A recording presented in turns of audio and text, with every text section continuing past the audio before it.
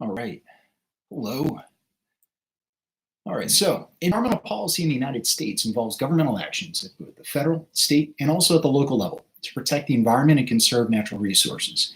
Environmental protection is balanced with other public policy concerns like economic growth, affordable energy, and the rights of businesses and individuals. There are a lot of debates over state and federal environmental policies that involve discussions of the trade offs that are associated with environmental laws. Environmental policy can include laws and policies addressing water and air pollution, chemical and oil spills, smog, drinking water quality, energy management, and wildlife protection, like the protection of endangered species. Environmental policy itself is aimed at balancing environmental protection and the conservation of natural resources with other policy goals, like affordable energy as well as economic growth and employment. Federal and state environmental rules cover air quality, water quality, waste management, land conservation, chemical and oil spills, and drinking water quality. Some environmental policies regulate the actions of private individuals or organizations and businesses.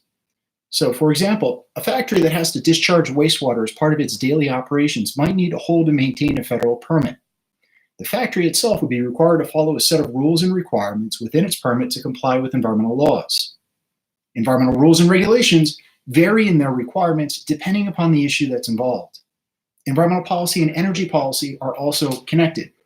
So, for example, energy production and consumption can produce environmental effects.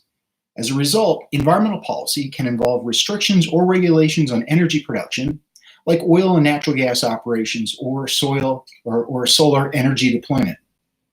Environmental policy itself has changed as environmental issues have changed over time.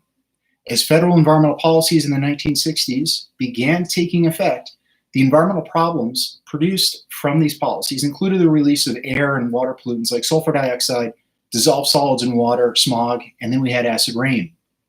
In 1970, President Richard Nixon signed the National Environmental Policy Act, which established the Council on Environmental Quality. The council became the Environmental Protection Agency in 1971. During the 1970s, amendments to the Clean Air Act and the Water Pollution Control Act, which became the Clean Water Act, went into effect. The Endangered Species Act, which required the listing of animal and plant species as endangered or threatened, was passed in 1973. All of these environmental laws were meant to address air and water pollutants like sulfur dioxide, nitrogen dioxide, carbon monoxide, suspended solids, and toxic metal substances.